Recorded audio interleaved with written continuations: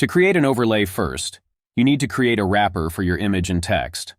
I called mine image wrapper. After creating wrapper, you will add another div inside and call it overlay.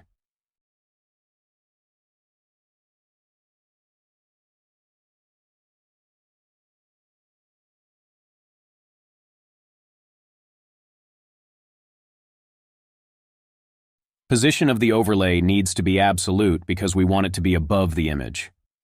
And the position of the wrapper must be relative in order for the overlay to take on the size of the wrapper, his parent.